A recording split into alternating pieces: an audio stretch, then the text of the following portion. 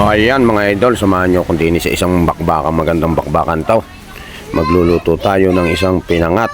Ayan, pinangat na gabi na may konting giniling ng karne mga idol. Ayan, ating susubukan nga kung gaano kasarap pare. Tingnan nyo naman at ako'y hindi na nakatisi napauna ang aking pagkain aray. Kaya mga idol, panoorin nyo yan at napakasarap mga ng aking pagkakadali dyan. Talagang mapapa-unli-race ka Talaga namang kakoy ay iba nga ang pinangat ng mga luto ng mga Bicol na ito. Ayan. Sige mga idol, samahan nyo ako din tayo magluluto. Ayan.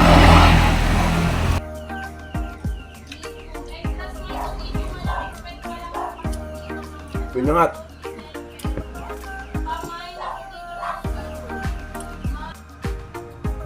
Yan mga idol. Alam nyo ba kaya mga idol, yung pinangatan niya ng pinakadabis na special na niluluto ng mga taga Bicol. Yan, kita nyo mga idol, meron akong konting giniling-giniling ng karne. Yan mga idol, may mga dahon tayo.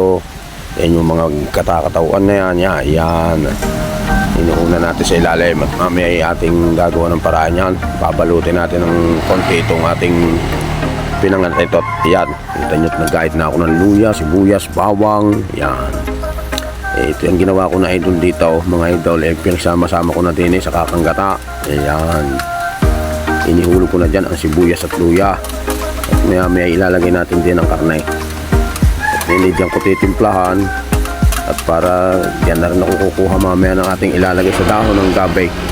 Ayan, mga idol, natin ilagay ang karne. Ayan na nga. Kita nyo ba ganyan? Mga idol, pwede rin kayong gumamit ng ibang saudi yan sa pinangat. Pwede yung giniling na hipong, yan, mga hipong, yan. Pwede ho natin gawin yung lahat na pwede tayo magluto dyan. Pwede natin ibang sahog sa pinangat. Yan, mga idol, hindi natin konting paminta. Yan, meron din tayong konting ajinomoto, betchen. Huwag natin kadadamihan at yan na may mamaya ititimplahan pa rin natin.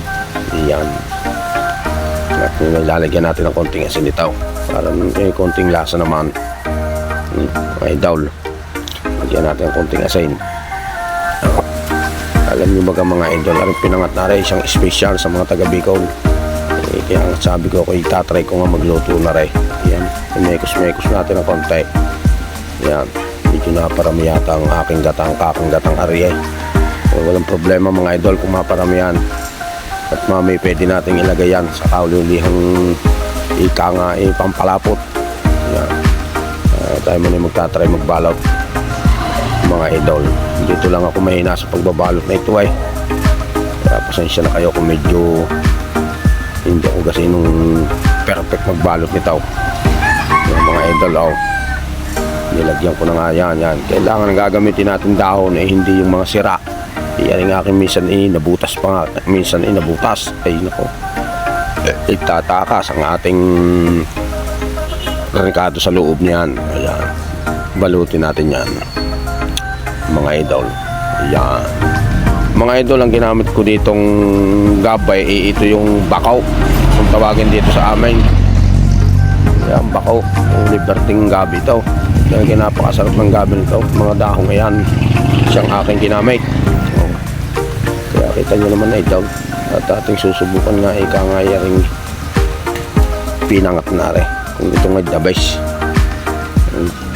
Kita nyo naman mga idol, pasensya na kayo sa aking pagbabalot na rin. Ayan, at medyo katalang kamay yan, hindi malaman kung paano na nga. Yan, basta mabalot na. Ayan, mga idol, pasensya na kayo kung hindi man maganda ang aking pagkakabalot. Ang mahalaga wala siya, hindi siya tatagas, hindi siya mabubutas. Ayan, kita nyo naman nilalagyan natin ng tali. Try natin talian yan. Ayan, gumamit ako din ng tiling baga rin ng ng bigas ng panalay kung are. Yan, pwede naman kahit anong panalay. Yan, mga idol, kita nyo naman. At may ating ikakamada na diyan sa ating lulutuin pinangat. At kaya huwag nyo akong iiwan mga idol, ha.